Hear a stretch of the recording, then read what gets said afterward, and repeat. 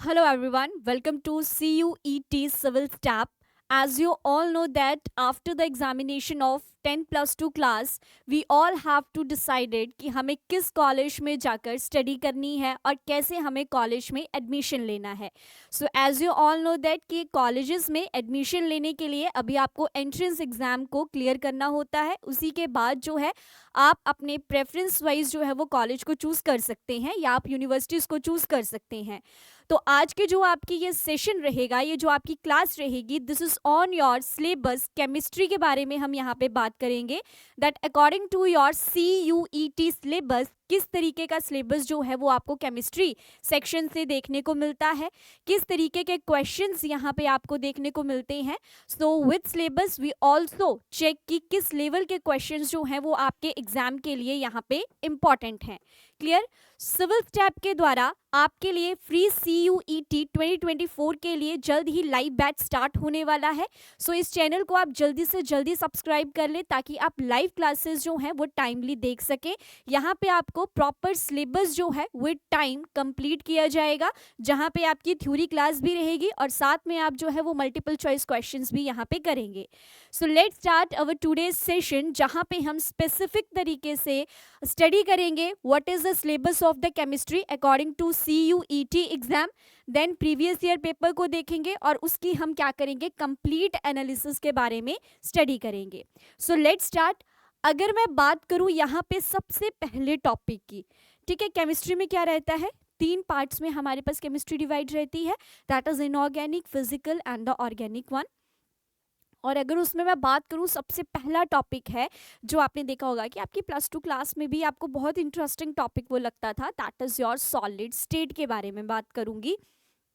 Solid state जो है, यहाँ पे कुछ आपके पास इंपॉर्टेंट टॉपिक्स रहेंगे. सबसे पहले तो मैं यूं ही कहूँगी कि टाइप्स ऑफ सॉलिड्स के बारे में आ जाता है. सो जैसे कि आप यहाँ पे देख सकते हैं, that is classification of solid based on different binding forces.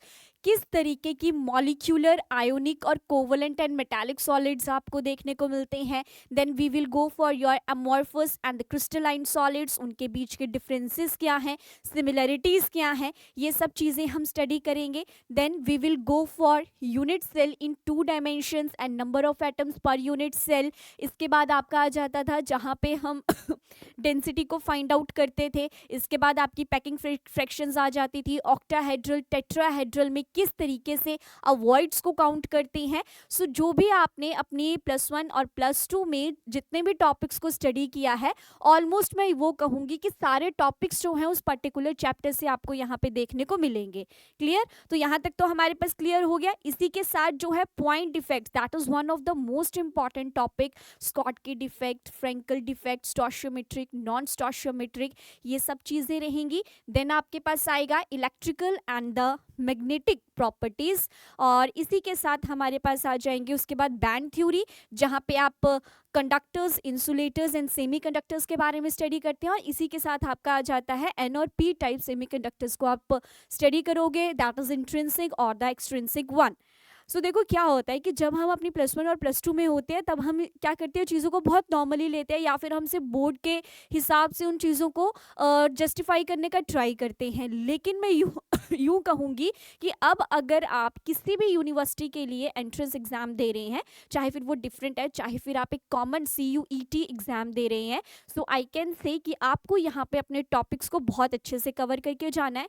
हो सकता है कि इस टॉपिक से बहुत बेसिक क्वेश्चन भी आए, हो सकता है कि वो लेवल थोड़ा सा हाई कर ले, लेकिन सिलेबस के बाहर से तो कुछ नहीं आएगा. अगर एक बार कॉन्सेप्ट को अच्छे से स्टडी कर लिया है तो जाहिर सी बात है कि हम उसके क्वेश्चंस को आसानी से अप्लाई कर सकते हैं. अब देखो प्रैक्टिस तो करनी पड़ेगी. ऐसा तो नहीं है कि भाई हाँ हमने ये देख लिया कि number of atoms per unit cell BCC में इतने रहते हैं, FCC में इतने रहते हैं और बस काम खत्म हो गया. लेकिन जब आप न्यूमेरिकल्स करते हो तो आपको पता है कि न्यूमेरिकल्स में 2-3 फैक्टर्स जो है वो आपके अप्लाई होते हैं. सो आई कैन से कि दिस चैप्टर इज इम्पॉर्टेंट और यहाँ से आपको जो है वो न्यूमेरिकल्स भी देखने को मिल सकते हैं. सो इजी चैप्टर है, जल्दी होने वाला चैप्टर है. जब आपकी लाइव क्लासेस चलेंगी, that is on free on CUET civil step, आप देखेंगे कि हम वहाँ पे हर तरीके के क्वेश्चन को अटेम्प्ट करने का ट्राई करेंगे. सो this is all about your unit 1, that is solid state. Done.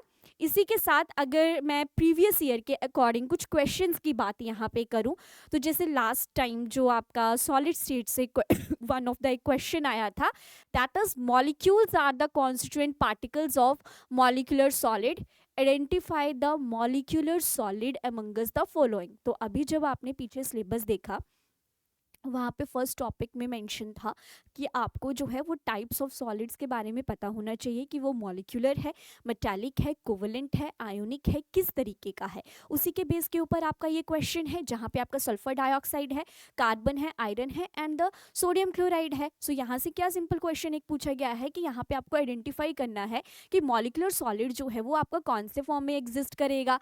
So here the right answer is what, that is option 1, sulphur dioxide जो है वो आपके पास सही आंसर रहेगा। तो यहाँ पे क्या है, और भी बहुत सारे मॉलिक्यूलर सॉलिड्स जो हैं वो आपको देखने को मिलते हैं, लाइक कार्बन डाइऑक्साइड, वाटर हो गया, नैप्थलीन हो गया, गैसोलीन हो गया।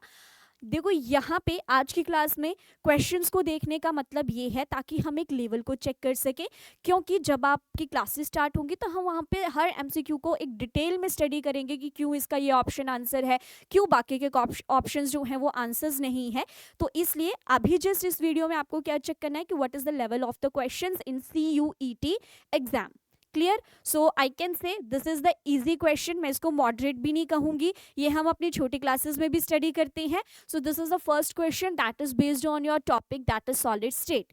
नाउ मैं बढ़ूंगी यूनिट 2 की तरफ and your unit 2 is what, that is solution, one of the most important topic. And यहाँ से भी आपको अच्छे खासे न्यूमेरिकल्स जो हैं वो 110% श्योर यहाँ से देखने को मिलेंगे, चाहे वो मोलैरिटी है, फॉर्मेलिटी है, मास परसेंटेज है, इसके अलावा जितने भी फैक्टर्स आपके पास वहाँ पे डोमिनेट करते हैं वो सब चीज़ें यहाँ पे आएंगी। तो अगर मैं 1 बाय 1 यहाँ पे टॉपिक्स की बात करती हूँ, so I can say first topic is what, that is type of solutions. उसके बाद कॉन्सेंट्रेशन की एक्सप्रेशन किस तरीके से देनी है, सॉलिड इन लिक्विड है, लिक्विड इन सॉलिड है, गैसेस इन सॉलिड है, ये सब चीज़ें हम यहाँ पे स्टडी करेंगे। डन। इसी के साथ आपके पास आ जाता है the solubility of gases in liquid and the solid solution. Then very very very important part that is your colligative properties, जो हमारे बोर्ड पॉइंट ऑफ व्यू से तो इंपॉर्टेंट था ही था, लेकिन कॉम्पिटिटिव एग्जाम्स के लिए this is one of the most important topic, जहां पे आप स्टडी करते हो relative lowering of the vapour pressure, इसके बाद आपके पास depression in freezing point, osmotic pressure, ये सब चीज़ें जो है वो यहाँ पे एग्जिस्ट करती हैं। रॉल्ड्स लॉ आपके पास हो गया, osmotic pressure, elevation of boiling point and the depression of freezing point. और इसी के साथ इसी में एक और टॉपिक आता है दैट इज और एजियोट्रॉपिक मिक्सचर। वो छोटा सा टॉपिक हमें लगता है, लेकिन उसके ऊपर क्वेश्चंस जो हैं वो डेफिनेटली आपके पास बन सकता है। इसी के साथ है कि आपको मॉलिक्यूलर मास को डिटरमिन करना है on the basis of the colligative properties. Clear? और इसी के साथ लास्ट हमारे पास रहता है abnormal molecular mass and van't Hoff factor. अब इस चैप्टर में जितनी ज़्यादा इंपॉर्टेंट आपकी थ्योरी रहेगी, उतने ही ज़्यादा इंपॉर्टेंट जो है वो आपको न्यूमेरिकल्स भी देखने को मिलेंगे, because you get the question on the basis of molarity, mass percentage के ऊपर क्वेश्चन आ सकता है, इसके बाद मोल फ्रैक्शन के ऊपर क्वेश्चन आ सकते हैं। देन आपके पास जो है यहाँ पे बाकी के जो भी हैं, चाहे आपकी फॉर्मेलिटी है, चाहे आपकी नॉर्मेलिटी है, फिर इनके यूनिट्स किस तरीके से हैं, इनके फॉर्मूलाज किस तरीके से हैं, ये सब चीज़ें आपको यहाँ पे पता होना ज़रूरी है, क्योंकि 110% श्योर है theory as well as the numerical part इस चैप्टर से आपको देखने को मिलेंगे। Clear? So this is all about the solution. और इसी के बेसिस के ऊपर अगर मैं एक क्वेश्चन की बात करूँ जो कि आपका प्रीवियस ईयर में आ रखा है, तो question is like that, an aqueous solution of 2% non-volatile solute exert a pressure of 1.004 bar at the normal boiling point of the solvent. What is the molecular mass of the solute? तो देखो यहाँ पे question में क्या पूछा गया था, molecular mass. तो मैंने अभी कहा था कि इस चैप्टर से आपको न्यूमेरिकल्स ना पूछे जाएं, ऐसा हो ही नहीं सकता। और +1 +2 में तो बच्चों को डर भी बहुत लगता था न्यूमेरिकल से, कि केमिस्ट्री में थ्योरी वाला पार्ट कर लेंगे लेकिन न्यूमेरिकल्स नहीं करेंगे। लेकिन जब भी आप कॉम्पिटिटिव एग्जाम्स की तैयारी करते हो, सो न्यूमेरिकल्स जो हैं वो उतने ही ज़्यादा इंपॉर्टेंट रहते हैं। तो एज सच थोड़ा सा प्रैक्टिस करेंगे, थोड़ा सा डेडिकेशन दिखाएंगे, तो ये एग्ज़ाम जो है वो आसानी से आपका निकल सकता है। बस थोड़ा माइंड प्रिपेयर करने की ज़रूरत रहती है कि हाँ हम कर सकते हैं। और देखो ऐसा तो है नहीं कि हम इस एग्ज़ाम को क्वालिफाई नहीं कर सकते। बहुत सारे स्टूडेंट्स जो हैं वो इस एग्ज़ाम को क्वालिफाई कर चुके हैं, बहुत सारे करेंगे, तो ऐसा सोचो कि हम भी इस एग्ज़ाम को क्वालिफाई कर सकते हैं। Clear? Everything is possible, just do the hard work. So here the right answer is what, अगर मैं अकॉर्डिंग टू द क्वेश्चन बात करूँ तो यहाँ पे ऑप्शन 1 जो है वो आपके पास सही आंसर था, और एक्सप्लेनेशन आपके सामने यहाँ पे दी गई है। स्टडी जो है वो हम अपना आराम से लाइव क्लासेस में करेंगे, हर क्वेश्चन को वहाँ पे सॉल्व करने का ट्राई करेंगे। डन। अब बढ़ूंगी मैं यूनिट 3 की तरफ, and your next unit is what, that is electrochemistry. एक अच्छा खासा क्वेश्चन जो है वो यहाँ से देखने को मिलता है। कॉल्श लॉ पे सबसे ज़्यादा क्वेश्चंस यहाँ पे एग्जिस्ट करते हैं।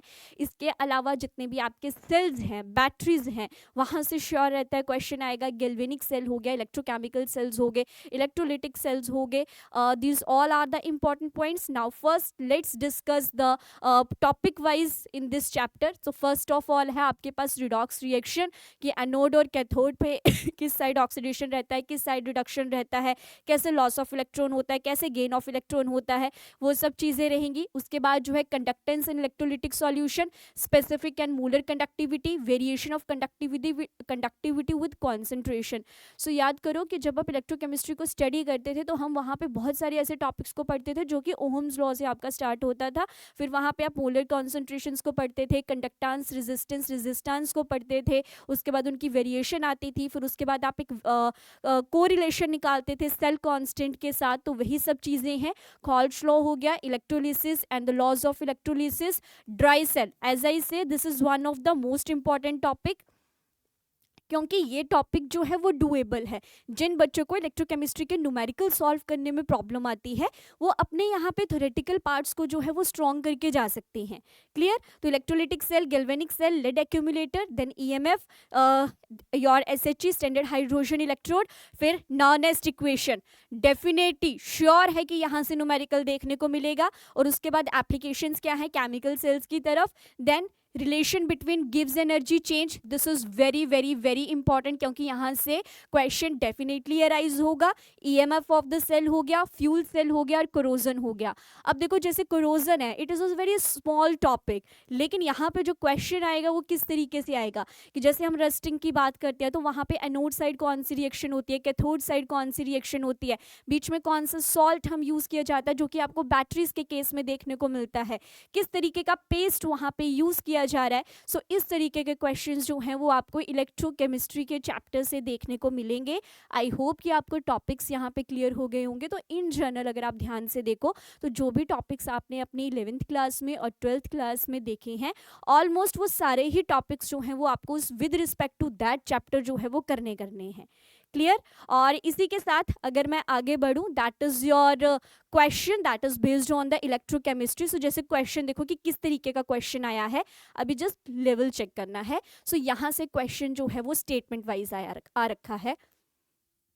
सो क्वेश्चन क्या है कि आपके पास एक स्मॉल अमाउंट है calcium difluoride is added in electrolytic reduction of aluminium trioxide dissolved in fused cryolite. ठीक है, क्रायोलाइट क्या होता है आपके पास, Na2AlF6 को क्रायोलाइट कहा जाता है।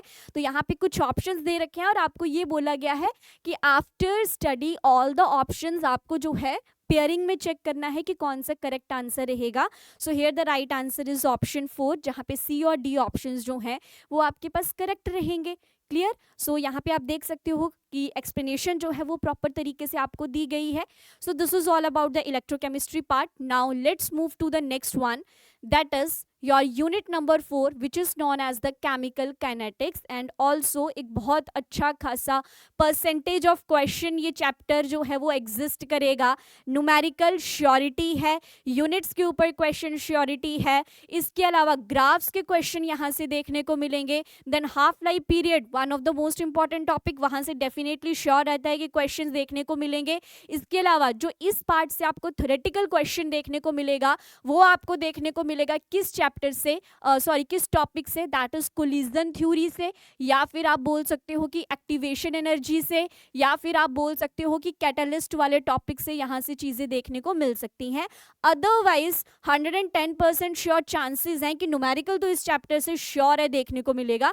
दो चैप्टर सबसे ज़्यादा न्यूमेरिकल बेस्ड रहते हैं, एक आपका सॉल्यूशन हो गया, दूसरा आपका केमिकल काइनेटिक्स हो गया, थर्ड नंबर पे मैं इलेक्ट्रोकेमिस्ट्री को प्रायोरिटी दूंगी। सो यहाँ पे टॉपिक्स को एक बार कंसर्न कर लेते हैं कि कौन कौन से टॉपिक्स जो हैं वो इस चैप्टर के अंदर हैं। दैट इज सबसे पहले normal, what are the rate of reactions, average and the instantaneous one. उसके बाद कौन कौन से फैक्टर रेट ऑफ रिएक्शन को अफेक्ट करते हैं, जैसे कि कॉन्सेंट्रेशन, टेम्परेचर, कैटलिस्ट। उसके बाद very important order and the molecularity, जहाँ से क्वेश्चन रहेगा। उसके बाद rate law, mass section, specific rate constant, integrated rate equations, half life period, जो कि one of the most important है क्योंकि यहाँ से क्वेश्चन डेफिनेटली श्योर आएगा। Concept of collision theory, activation energy and the Arrhenius equation. और यहाँ पे this topic is very very important. Clear? So this is all about the chemical kinetics topics। और अगर मैं यहाँ पे बात करूँ कुछ न्यूमेरिकल्स की कि किस तरीके का क्वेश्चन जो है वो प्रीवियस ईयर में आ चुका है, तो आप यहाँ पे देख सकते हैं कि 99% with respect to 90% for the first order reaction जो है वो किस तरीके का रहेगा। और अगर आपने अपनी +2 क्लास की बुक्स को ध्यान से देखा होगा तो ऐसे बहुत सारे न्यूमेरिकल्स जो हैं वो उस बुक में दिए गए हैं। देखो बहुत सारे बच्चे ऐसे हैं कि जो सेल्फ स्टडी भी करेंगे, ठीक है, क्लासेस देखेंगे फिर बाद में सेल्फ स्टडी करेंगे। आपके पास कोई बुक्स नहीं है, चलेगा। आपने क्या करना है कि आपने +1 और +2 में रेफरेंस बुक्स तो आपके पास, हम सबके पास रहती हैं क्योंकि बोर्ड के एग्जाम्स देने होते हैं। तो उस बुक में अगर आप एक एक लाइन को भी अच्छे से पढ़ लोगे, उसमें जो क्वेश्चंस दिए गए हैं, चाहे वो कोई भी बुक है, आप हर एक क्वेश्चन को वहाँ पे अटेम्प्ट करके देखो, it is more than enough. Clear? Inorganic chemistry आप एनसीईआरटी से कर सकते हैं क्योंकि एनसीईआरटी मोर देन इनफ रहती है, लेकिन फिजिकल केमिस्ट्री और ऑर्गेनिक के लिए आपको जो है वो एक्स्ट्रा सोर्सेज की तरफ भी जाना पड़ता है। डन? सो अगर मैं इस क्वेश्चन की बात करूं, सो here the right answer is what, that is option 4, double जो है वो यहाँ पे आंसर रहेगा। और एक्सप्लेनेशन जो है वो आपके सामने यहाँ पे दी गई है। सबसे पहले हम 90% के लिए कैलकुलेट करेंगे, फिर 99% के लिए, दोनों इक्वेशंस को रिलेट करके हम यहाँ पे जो है वो आंसर निकालेंगे। और मुझे प्रॉपर याद है ये क्वेश्चन जो है वो हमारी रेफरेंस बुक में एग्जिस्ट करता है। क्लियर? तो देख लो, बुक के बाहर से कोई क्वेश्चन नहीं आएगा। बुक को प्रॉपरली वे में स्टडी कर लो, एक बार हर एक चैप्टर से गो थ्रू हो जाओ, अपने अपने नोट्स बनाना शुरू कर दो। जब लाइव क्लासेस चलेंगी तो हम वहाँ पे क्या है, प्रॉपर वे में हर टॉपिक को स्टडी करेंगे, उसके बाद उससे रिलेटेड एमसीक्यूज करेंगे। सो ये चीज़ें जो है वो आपको बहुत ज़्यादा हेल्प करेंगी क्योंकि कंसेप्ट पढ़ने के बाद सबसे ज़्यादा इंपॉर्टेंट रहता है चीज़ों को अप्लाई करना। सो ज़्यादा से ज़्यादा एमसीक्यूज जो हैं वो CUET सिविल स्टैप के प्लेटफॉर्म पे आप कर सकते हैं। जो बैच आपका कैसा रहेगा, फ्री लाइव बैच जो है वो आपको देखने को मिलेगा। इसी के साथ नेक्स्ट यूनिट की अगर मैं बात करूं, सो your next unit is unit number 5, that is the surface chemistry. बहुत ही सुंदर सा, इंटरेस्टिंग सा, कलरफुल सा चैप्टर और बहुत छोटू सा चैप्टर है ये, ठीक है, क्यूट सा चैप्टर मैं इसको कह सकती हूँ। सो यहाँ पे आपके पास कौन कौन से टॉपिक हैं, लाइक एड्सॉर्प्शन है, फिजियोप्शन हो गया, केमियोसॉर्प्शन हो गया, कौन कौन से फैक्टर्स जो हैं वो adsorption of gases on solid को डील करते हैं। देन आपके पास कैटालिसिस होगी, homogeneous and heterogeneous activity, selectivity and the enzyme catalyst. इसके बाद यहाँ पे कोलाइडल स्टेट जो कि सबसे ज़्यादा इंपॉर्टेंट टॉपिक रहता है इस चैप्टर से, जहाँ पे आप ट्रू सॉल्यूशंस, फिर homogeneous heterogeneous colloid suspension, lyophilic, lyophobic, multimolecular, macromolecular और एग्रीगेटेड कोलॉइड्स के बारे में आप पढ़ते हैं। एंड लास्ट में हमारे पास आती हैं कि कोलॉइड्स की क्या क्या प्रॉपर्टीज़ हैं, like your Tyndall effect, Brownian movement हो गया। उसके बाद आपके पास एमल्शंस एग्जिस्ट करते हैं जैसे कि water in oil, oil in water. So कुल मिला के प्रॉपर चैप्टर। और यहाँ पे ना एक और इम्पॉर्टेंट टॉपिक आपका रहता है, जब आप फ्रेंडलिक एड्सॉर्प्शन आइसोथर्म पढ़ते हो तो वहाँ से ना अगर मान लो कि एक पेपर जो है वो अच्छा खासा क्वेश्चन क्रिएट कर रहा है तो उस टॉपिक से आपका क्वेश्चन देखने को मिलेगा, क्योंकि वहाँ पे ग्राफ भी एग्जिस्ट करते हैं, वहाँ पे आपको केसेस के हिसाब से भी क्वेश्चन सॉल्व करने होते हैं। सो मैं यूँ कहूँगी कि यहाँ पे ग्राफ बेस्ड क्वेश्चन जो है वो आपको देखने को मिल सकता है। Clear? So this is all about the surface chemistry topics. और अगर मैं बात करूं कि इस चैप्टर से किस तरीके का क्वेश्चन जो है वो देखा गया है, so you can check the question from here. और मोस्टली यहाँ से थ्योरेटिकल क्वेश्चन आपको देखने को मिलता है। And the question is this, which of the following is not an application of adsorption? तो देखो, एब्जॉर्प्शन और एड्सॉर्प्शन दो टर्म्स पढ़ते हैं हम। एब्जॉर्प्शन क्या होता है? जब प्रॉपरली कोई भी चीज जो है वो अंदर उसको सिकुड़ लेती है, अंदर जैसे स्पंज देखी है तो पानी प्रॉपर अंदर एब्जॉर्ब हो जाता है, दैट इज एब्जॉर्प्शन। और एड्सॉर्प्शन क्या होता है? जब चीजें जो हैं वो सरफेस के ऊपर रिलाई करते हैं। जैसे मान लो ये आपके पास एक बोर्ड है, हो सकता है कि इसके ऊपर डस्ट पार्टिकल्स हो, तो वो डस्ट पार्टिकल्स कहाँ रिलाई कर रहे हैं? On the surface of the board. So this is what, this is adsorption, कि मतलब वो इनसाइड द बोर्ड नहीं जा रहे हैं, वो सिर्फ बोर्ड के ऊपर एग्जिस्ट कर रहे हैं। So that is the adsorption. जैसे आप अपने हाथों में मेहंदी अप्लाई करते हो तो मेहंदी जो है वो हैंड्स के अंदर, स्किन के अंदर नहीं जाती है, जबकि वो स्किन के ऊपर रहती है। So this is the example of the adsorption. तो जैसे क्वेश्चन में क्या पूछा गया था कि कौन सी एप्लीकेशन नहीं है, तो यहाँ पे सही आंसर क्या होगा? दैट इज योर ऑप्शन 4, कि inversion of cane sugar using mineral acid जो है वो इस तरीके से आपके पास एग्जिस्ट नहीं करता है। डन? सो मेरा ये क्वेश्चन आपको दिखाने का मतलब ये था कि सरफेस केमिस्ट्री से जो क्वेश्चन आ सकते हैं वो आपका एक आ सकता है स्टेटमेंट वाइज क्वेश्चन, और एक आपका आ सकता है graph wise question. But mostly जो है वो डायरेक्ट और स्टेटमेंट वाइज क्वेश्चन इस चैप्टर से आपको देखने को मिलेंगे।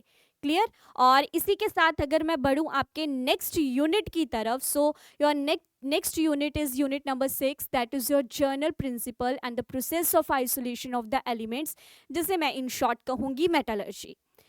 ठीक है? सो ये भी एक बहुत छोटा सा टॉपिक रहता है, कुछ ही मेन पॉइंट्स होते हैं जो आपको यहाँ पे ध्यान में रखने हैं। कुछ इंपॉर्टेंट टर्म्स हैं यहाँ पे जिनके बारे में पता होना ज़रूरी है, लाइक योर रोस्टिंग हो गया, कैल्सिनेशन हो गया, स्मेल्टिंग हो गया। उसके बाद इम्पॉर्टेंट है कि कौन से एलिमेंट को एक्सट्रैक्ट करने के लिए आप किस टाइप की टेक्निक का यूज़ करेंगे।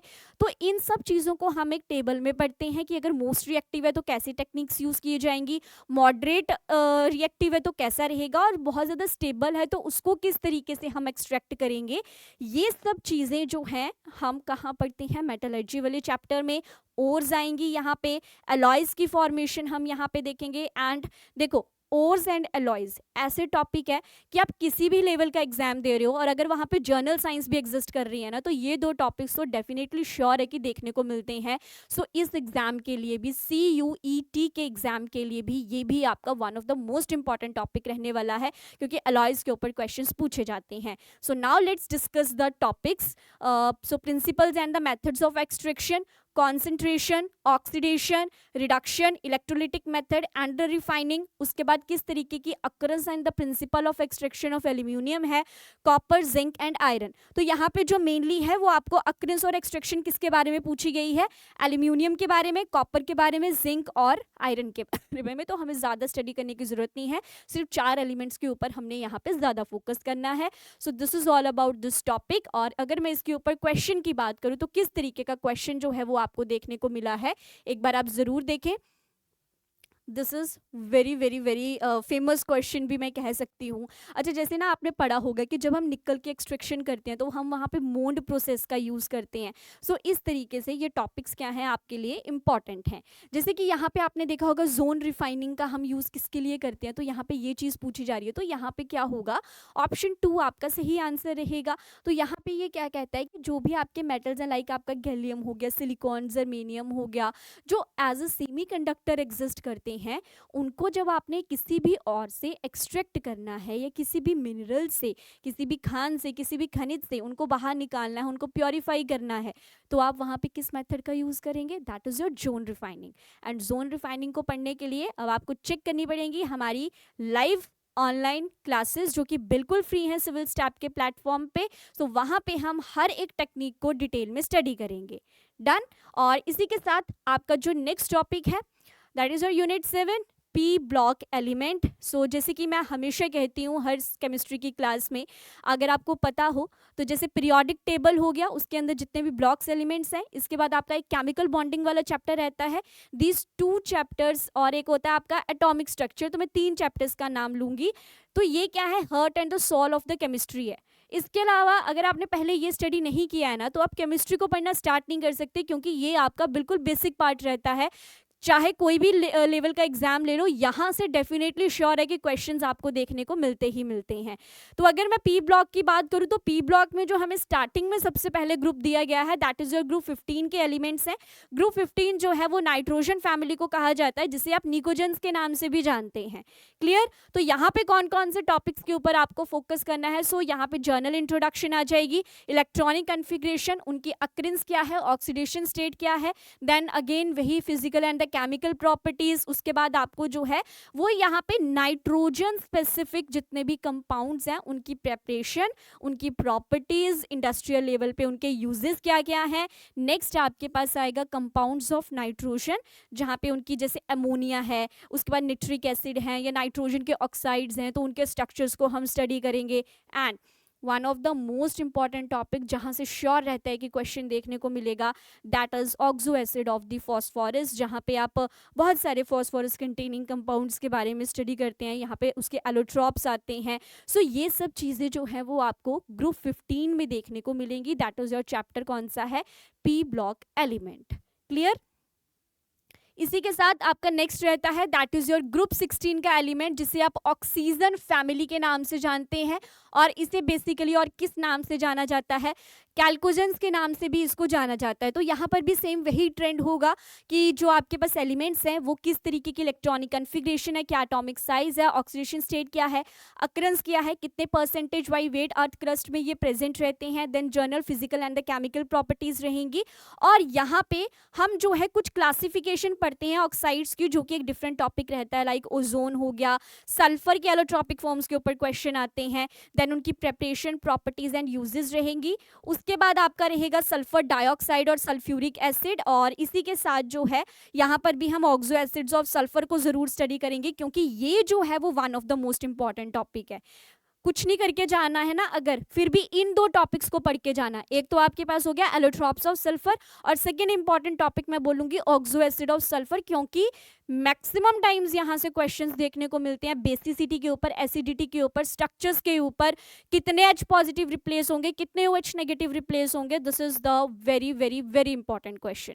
क्लियर? चलो इसके ऊपर अगर मैं किसी क्वेश्चन की बात करूँ, तो जैसे क्वेश्चन आप देख सकते हो, क्वेश्चन में पूछा गया था विच of the following is not the property of the alpha sulphur. तो कौन सी यहाँ पे प्रॉपर्टी नहीं है? तो ऑप्शन जैसे आपके पास दिए गए थे कि ये कार्बन डाइसल्फाइड में बहुत जल्दी सॉल्यूबल हो जाते हैं, या ये मोनोक्लिनिक स्ट्रक्चर के हैं, या फिर इनका जो कलर है वो येलो है और इनका मेल्टिंग पॉइंट जो है वो गिवन है। सो यहाँ पे जो प्रॉपर्टी सही नहीं थी वो सेकेंड है, क्योंकि यहाँ पे ट्राइक्लिनिक स्ट्रक्चर जो है वो ज़्यादा एग्जिस्ट करता है।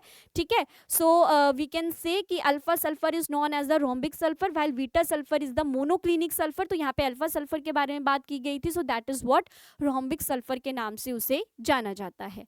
डन?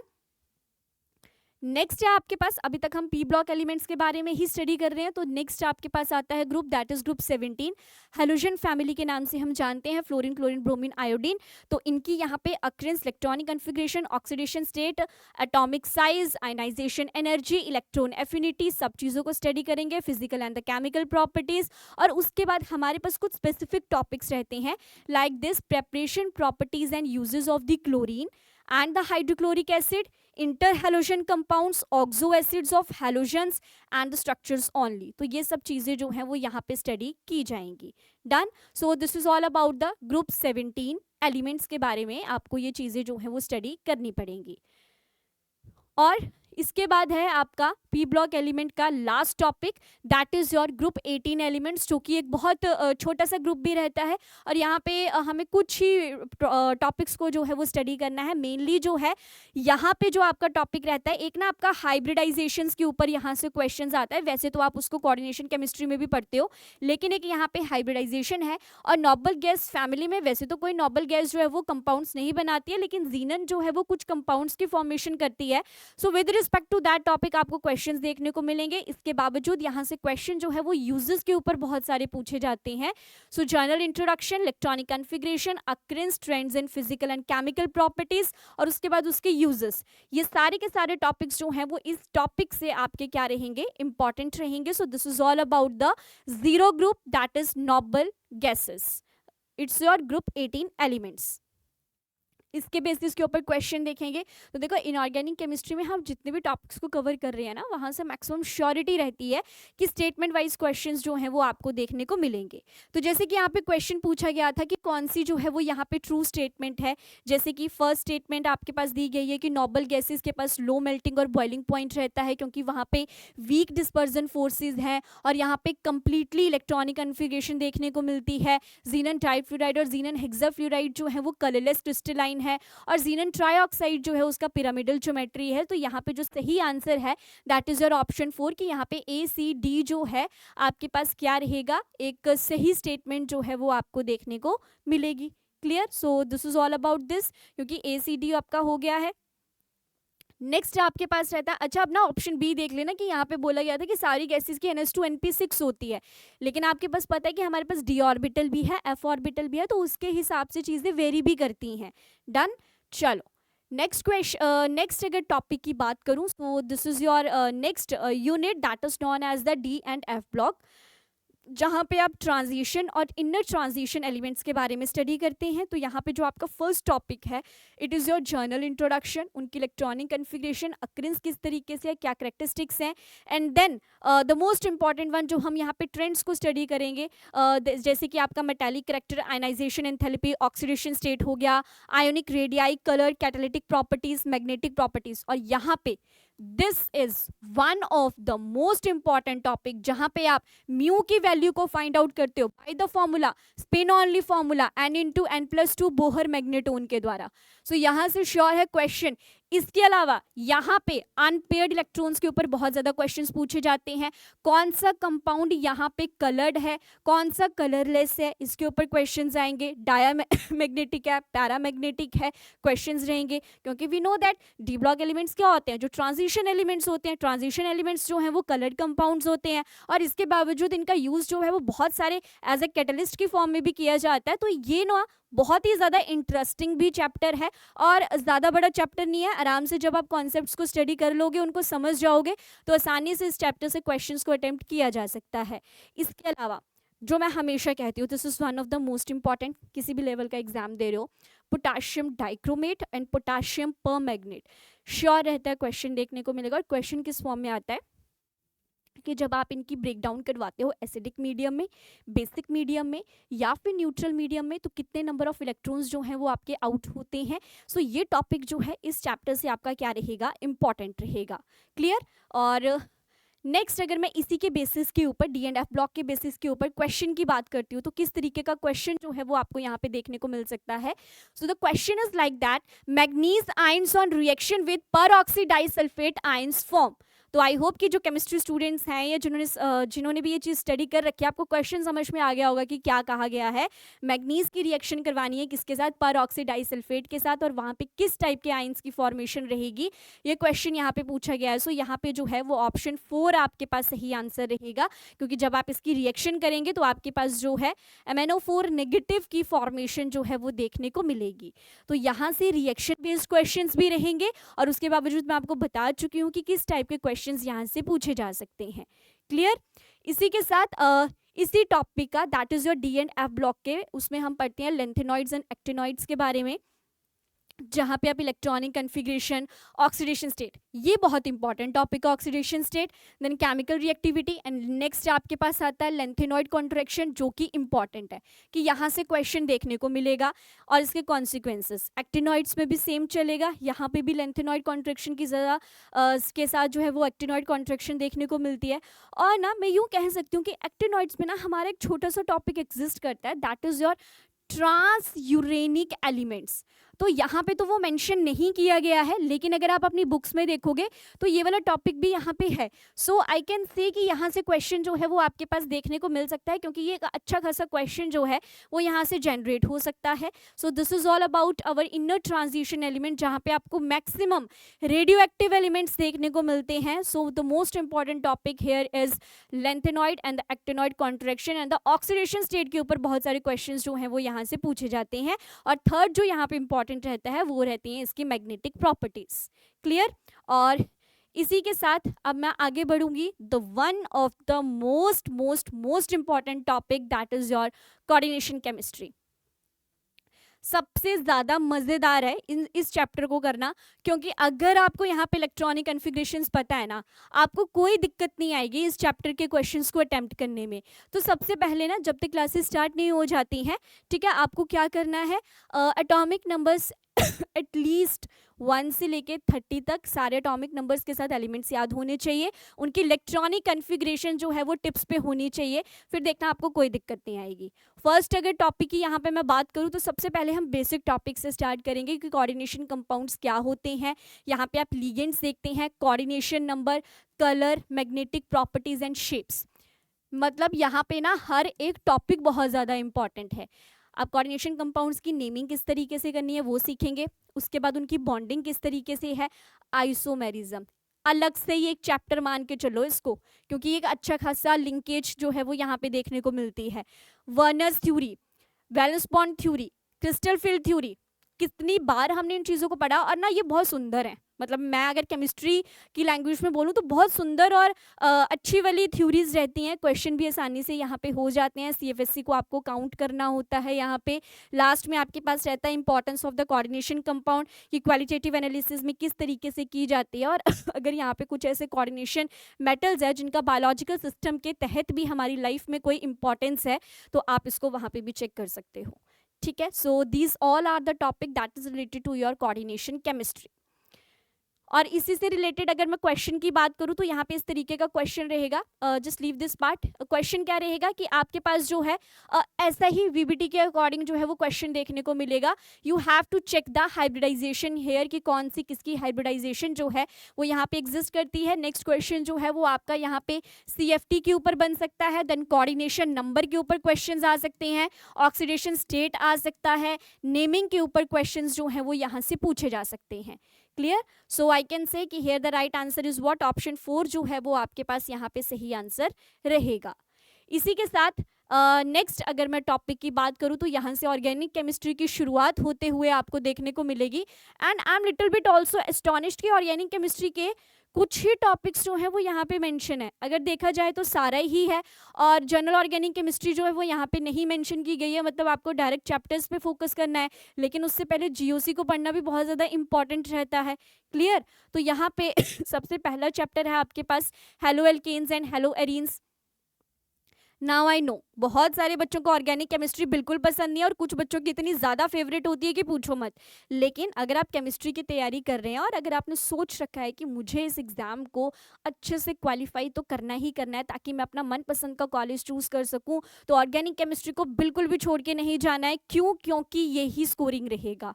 जिस बच्चे ने ऑर्गेनिक केमिस्ट्री भी अटेम्प्ट कर ली ना, क्योंकि इनऑर्गेनिक और फिजिकल हम सब बच्चे कर लेते हैं, ऑर्गेनिक में किसी किसी बच्चे को प्रॉब्लम रहती है, तो घबराना बिल्कुल नहीं है। हम सारे टॉपिक्स को यहाँ पे करेंगे। और देखो, जब आप एक बार कॉन्सेप्ट्स पढ़ लेते हो ना, समझ लेते हो ना कि किस तरीके से किया जा रहा है, तो चीज़ें ईजी रहती हैं। सोच के चलो कि जब सब कर सकते हैं तो फिर हम भी कर सकते हैं। डन? सो यहाँ पे क्या है, हेलो एल्केन्स है, जहाँ पे आप उसका नॉमेनक्लेचर पढ़ेंगे। CX बॉन्ड का नेचर किस तरीके का है, physical and the chemical properties क्या है, mechanism of the substitution reaction क्या है, एंड द ऑप्टिकल रोटेशन, ये पार्ट जो है वो यहाँ पे इंपॉर्टेंट रहता है। इसके बाद हेलो एरीन्स तो सेम चलेगा, CX बॉन्ड के नेचर के बारे में, सब्स्टिट्यूशन रिएक्शन, कुछ मैकेनिज्म्स जो हैं वो यहाँ पे फॉलो किए जाते हैं। तो ये सब चीज़ें यहाँ पे इंपॉर्टेंट रहेंगी। अब देखो, ऑर्गेनिक केमिस्ट्री से ना ज़रूरी नहीं है कि आपको रिएक्शन वाला क्वेश्चन ही आएगा। रिएक्शंस तो चलो आएंगी आएंगी, लेकिन आजकल मैंने देखा है कि स्टेटमेंट वाइज क्वेश्चंस भी बहुत सारे आ जाते हैं। अब स्टेटमेंट्स में क्या होता है कि आपको बहुत सारे कॉन्सेप्ट्स अप्लाई करने पड़ते हैं, क्योंकि आपको हर एक स्टेटमेंट को बहुत ध्यान से देखना होता है वहाँ पे। सो आई कैन से लास्ट में आपके पास क्या है, uses and the environmental effects हैं। कुछ कंपाउंड्स हमारे पास रहते हैं लाइक डाइक्लोरोमीथेन, ट्राइक्लोरोमीथेन, टेट्राक्लोरोमीथेन, आइडोफॉर्म्स रहते हैं, फ्रियॉन्स रहते हैं, DDT रहता है। जैसे कि फ्रियॉन्स के बारे में मैं बताऊं, so CF2Cl2 is known as the freons, जो आपके ओजोन लेयर को डिप्लीशन करते हैं। तो इनसे रिलेटेड हम सारी केमिस्ट्री को स्टडी करेंगे, इनका स्ट्रक्चर आएगा, इनकी रिएक्टिविटी आएगी, क्यों ये एनवायरनमेंट के लिए हार्मफुल है, DDT के बारे में भी हम सभी जानते हैं। सो ये सब चीज़ें जो हैं इस चैप्टर से आपके लिए इंपॉर्टेंट रहेंगी। और अगर इस चैप्टर के बेसिस के ऊपर मैं क्वेश्चन की बात करूँ तो जैसे आप देख सकते हैं क्वेश्चन जैसे मैंने कहा था स्टेटमेंट वाइज क्वेश्चंस आजकल बहुत आ रहे हैं।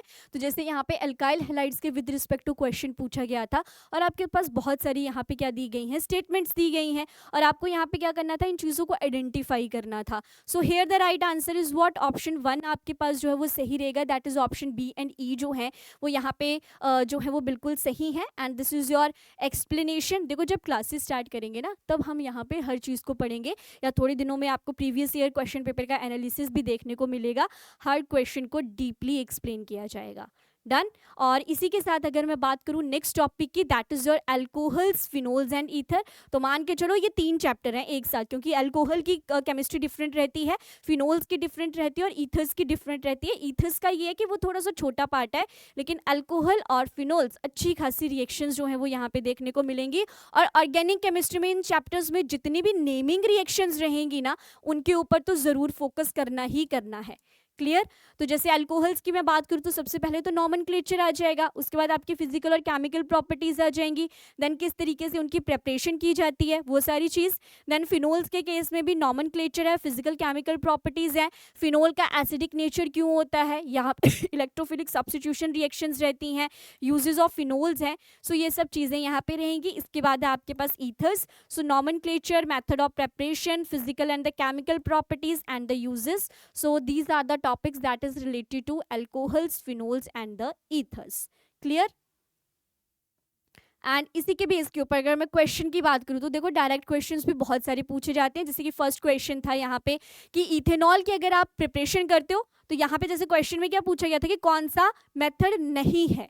तो ऐसे क्वेश्चन जब आपको करने तो आपको रिएक्शंस के बारे में पता होना वहाँ पे ज़रूरी है। So according to this option 3 जो है वो आपके पास सही रहेगा, क्योंकि methyl propanoate on reduction gives propanol and the methanol. So इस तरीके की रिएक्शंस जो हैं वो वहाँ पे एग्जिस्ट करेंगी। Done. So this is all about this question. Now the next unit is aldehydes, ketones and carboxylic acid. मान के चलो कि ये भी आपके जो है वो 3 ही चैप्टर है। Carboxylic acid is the cutest one, it is one of my favourite chapter also. तो ये बहुत अच्छा चैप्टर भी है, जल्दी से हो भी जाता है, क्योंकि जब आपने इतनी सारी केमिस्ट्री पढ़ ली होती है ना, लास्ट में ऑर्गेनिक केमिस्ट्री का लास्ट मतलब मैं मान के चलूँगी कि कार्बोक्सिलिक एसिड है, तो यहाँ पे रिएक्शंस जो है ना वो खुद ब खुद होती जाती हैं, क्योंकि इतनी प्रैक्टिस जो है वो हम पिछले वाले फंक्शनल ग्रुप्स में कर चुके होते हैं। सो यहाँ पे भी सेम है, नॉमेनक्लेचर आएगा, फिजिकल एंड केमिकल प्रॉपर्टीज, किस तरीके से आप प्रेपरेशन कर रहे हैं, क्या उसके मैकेनिज्म है, reactivity of alpha hydrogen aldehydes और उसके यूजेस रहेंगे। और कार्बोक्सिलिक एसिड में भी सेम पॉइंट्स आपके चलते हैं, बस रिएक्शंस डिफरेंट रहेंगी, प्रॉपर्टीज डिफरेंट रहेंगी, बस वही चीज़ें। और यहाँ से ना ऑर्गेनिक केमिस्ट्री में एक बहुत फेमस क्वेश्चन पूछे जाते हैं, that is on your melting point और बॉइलिंग पॉइंट। तो इन क्वेश्चंस को भी हम यहाँ पे ट्रिक्स के साथ समझने का ट्राई करेंगे कि कैसे हम इन क्वेश्चंस को सॉल्व कर सकते हैं। डन। इसी के बेसिस के ऊपर अगर एक क्वेश्चन की बात करूं तो देखो क्वेश्चन क्या पूछा गया है कि you have to arrange the decreasing order of the nucleophilic addition. तो आपको यहाँ पे डिक्रीजिंग ऑर्डर को फाइंड आउट करना था। So here the right answer is option 1, जहाँ पे आप जो है वो प्रॉपर अपनी कुछ की टर्म्स रहती हैं उनको स्टडी करेंगे एंड आफ्टर दैट हम फाइंड आउट करेंगे कि किस तरीके से न्यूक्लियोफिलिक एडिशन का डिक्रीजिंग ऑर्डर आपको यहाँ पे देखने को मिलेगा। क्लियर। और इसी के साथ आपका नेक्स्ट टॉपिक है that is organic compounds containing nitrogen, that is amines के बारे में हम यहाँ पे बात कर रहे हैं। तो अमीन्स में भी नॉमेनक्लेचर, क्लासिफिकेशन, उसके बाद physical and the chemical properties, फिर उसके बाद आपका यहाँ पे प्रेपरेशन रिएक्शंस आ जाएगा। नाउ साइनाइड्स एंड आइसोसाइनाइड्स और ऑल्सो इम्पॉर्टेंट हेयर। तो इनसे रिलेटेड जैसे कि डायजोटाइजेशन रिएक्शन होगी, कपलिंग रिएक्शन होगी है, ये सब चीज़ें, डाइजोनियम सॉल्ट से रिलेटेड जो भी केमिकल रिएक्शन है, प्रेपरेशन है, सिंथेटिक ऑर्गेनिक केमिस्ट्री में उनकी क्या क्या रिक्वायरमेंट है, ये सब चीज़ें हम इस चैप्टर में स्टडी करेंगे। और अमीन से रिलेटेड अगर मैं एक टॉपिक की बात करूँ सो इस तरीके का क्वेश्चन जो है वो हमें मैक्सिमम टाइम देखने को मिलता है। और यहाँ पे ना इस चैप्टर से आपकी जो डायजोटाइजेशन रिएक्शन है और जो आपकी कपलिंग रिएक्शन है ना, वहाँ से भी मैक्सिमम टाइम क्वेश्चंस जो हैं वो देखने को मिलते हैं। सो जैसे यहाँ पे क्या पूछा गया था, बेसिसिटी ऑर्डर के बारे में पूछा गया था। तो बेसिक क्या होता है, जहाँ पे आप इलेक्ट्रॉन पेयर्स की डोनेशन कर सकते हो, तो जिसके ऊपर जितने ज़्यादा इलेक्ट्रॉन्स रहेंगे वो उतना ही ज़्यादा बेसिक रहेगा। सो here the right answer is what, that is your option 3 कि 1 2 4 3 इस तरीके से रहेगा। तो यहाँ पे हम इंडक्टिव इफेक्ट को भी चेक करेंगे। इंडक्टिव इफेक्ट भी क्या होता है, इलेक्ट्रॉन रिलीजिंग ग्रुप्स देखते हैं, इलेक्ट्रॉन विड्रॉ ड्राइंग ग्रुप्स देखते हैं, तो उसके बेसिस के ऊपर जो है फिर हम क्या फाइंड आउट करेंगे, बेसिसिटी। इसी तरीके से एसिडिटी के ऊपर भी क्वेश्चंस जो हैं वो आपके अराइज हो सकते हैं। नेक्स्ट है बायोमोलिक्यूल्स। तो जो बच्चे आपके मेडिकल बैकग्राउंड से हैं उनके लिए तो ये टॉपिक बहुत ही इजी रहता है। नॉन मेडिकल वाले बच्चों को थोड़ा सा यहाँ पे क्रैमिंग करनी पड़ती हैं चीज़ें। तो जैसे अगर मैं कहूँगी उनके लिए, तो आप जो है वो ये वाले टॉपिक ज़रूर पढ़ के जाएंगे। एक तो हार्मोन्स, विटामिन्स जो कि बहुत इंपॉर्टेंट टॉपिक रहता है। इसके बाद न्यूक्लिक एसिड, डीएनए और आरएनए, ये 3 टॉपिक्स ऐसे हैं जहाँ से क्वेश्चंस देखने को मिलेंगे। और कार्बोहाइड्रेट्स वाले टॉपिक से बात करें तो यहाँ पे ग्लाइकोसिडिक लिंकेज के बारे में बहुत बार क्वेश्चंस पूछे जाते हैं। सो वो सब चीज़ें यहाँ पे इंपॉर्टेंट रहेंगी। Classification, aldoses, ketosis, monosaccharides, glucose and fructose, DL configuration, oligosaccharides, ये सब। उसके बाद प्रोटीन्स हैं, तो यहाँ पे जो है वो प्रोटीन से डीनेचुरेशन के ऊपर बहुत बार क्वेश्चंस जो हैं वो पूछे जाते हैं। तो ये सब टॉपिक्स जो हैं वो किसके लिए इंपॉर्टेंट हैं, फ्रॉम योर बायोमोलिक्यूल्स चैप्टर से ये सब टॉपिक्स जो हैं वो आपको देखने को मिलेंगे। Done. And the question is like this, जैसे कि मैंने पहले ही कहा था कि डीनेचुरेशन पे हो गया, primary structure of protein, quaternary structure of protein, secondary structure of protein. So यहाँ पे आपको लिस्ट वाइज मतलब मैच द फॉलोइंग के फॉर्म में भी क्वेश्चंस जो हैं वो एग्जिस्ट कर सकते हैं। सो यहाँ पे आपके पास क्या रहेगा, ऑप्शन 2 सही आंसर देखने को मिलेगा।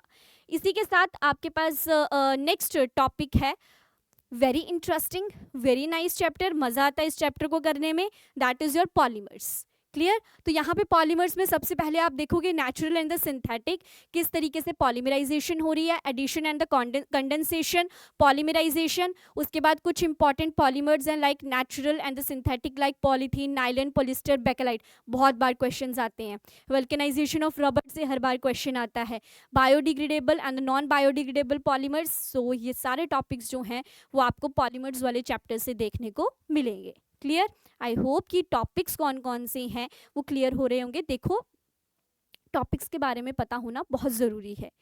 इसी के साथ नेक्स्ट है, इसके ऊपर अगर क्वेश्चन की बात करूँ तो जैसे क्वेश्चन था कि artificial sweetener that is used only for cold food कौन सा यूज़ किया जाता है, तो यहाँ पे option see that is aspartame का यूज़ जो है वो सबसे ज़्यादा किया जाता है। अभी ये करंट में भी चला था कुछ दिन पहले। सो इस तरीके के क्वेश्चन जो हैं वो आपको देखने को मिलेंगे, और यहाँ पे जो है वो डेली लाइफ बेस्ड क्वेश्चन जो हैं वो ज़्यादा देखने को मिलते हैं। इसी के साथ है आपका last topic for the CUET chemistry syllabus, that is chemistry in everyday life, जहाँ पे सबसे पहला टॉपिक रहता है आपका मेडिसिन से related, analgesic, antipyretics, narcotics drugs, antimicrobials, antifertility drugs, antibiotics, antacids और एंटीहिस्टामाइंस। जो भी मेडिसिन से रिलेटेड टॉपिक्स हैं वो सब यहाँ पे आएगा। उसके बाद आप फूड्स में प्रिजर्वेटिव्स का यूज़ करते हैं, आर्टिफिशियल स्वीटनिंग एजेंट्स हैं, एलिमेंट्री आइडिया ऑफ एंटीऑक्सीडेंट्स हैं, ये सब चीज़ें रहेंगी। Then cleansing agents, soaps and detergents and the cleansing actions of the soap. तो ये टॉपिक जो है वो थोड़ा अच्छा खासा टॉपिक जो है वो आपको देखने को मिलेगा। सो this is all about the chemistry in everyday life. और इसी के साथ अगर मैं क्वेश्चन की बात करूं तो जैसे क्वेश्चन है कि द कंपाउंड यूज्ड है, सो सबसे पहले तो इस कंपाउंड का IUPAC नेम पता होना बहुत ज़रूरी है। So this is your aspirin two acetoxybenzoic acid के नाम से इसको जाना जाता है, which is used as a analgesic, जो पेन रिलीफिंग के काम जो है वो आपको देखने को मिलता है। और कभी कभी इसका यूज़ जो है वो फीवर को कम करने के लिए भी किया जाता है। सो बोथ जो चीज़ें रहती हैं that are known as the analgesic. Clear. So I hope कि आपको क्लियर हो गया होगा कि किस तरीके का सिलेबस जो है वो आपको इस एग्जाम में देखने को मिलेगा with respect to your subject chemistry. देखो, यहाँ पे सिलेबस को डिस्कस करना क्यों ज़रूरी था, क्योंकि जब भी हम किसी भी एग्जाम को अटेम्प्ट कर रहे हैं सबसे पहले ज़रूरी रहता है सिलेबस को आइडेंटिफाई करना। तो जब आपने सिलेबस देख लिया, एक बार टॉपिक्स अच्छे से देख लिए, प्रीवियस ईयर को एनालाइज कर लिया अच्छे से, उसके बाद आपको इसके लिए जुट जाना है। तो सिविल स्टेप CUET आपके लिए लेके आ रहा है फ्री ऑनलाइन कोर्स जो है वो बहुत ही जल्दी आपको यहाँ पे स्टार्ट होता हुआ देखने को मिलेगा। तो आप हमारे साथ जुड़ के जो है अपनी प्रेपरेशन को बूस्टअप कर सकते हैं। हम बहुत अच्छे से आपकी तैयारी जो है वो यहाँ पे करवाई जाएगी, जहाँ पे हम थ्योरी के साथ साथ मल्टीपल चॉइस क्वेश्चंस को भी अटेम्प्ट करेंगे। सो this is all about today's session. I hope कि थिंग्स आपको क्लियर हो गई होंगी कि केमिस्ट्री में कौन से टॉपिक्स के ऊपर आपको ज़्यादा फोकस करना है। So thank you so much for today's session. और ऐसे ही CUET से रिलेटेड नई नई वीडियोज़ देखने के लिए हर सब्जेक्ट स्पेसिफिक आप CUET सिविल स्टेप चैनल को सब्सक्राइब कर सकते हैं। So thank you so much for today's session.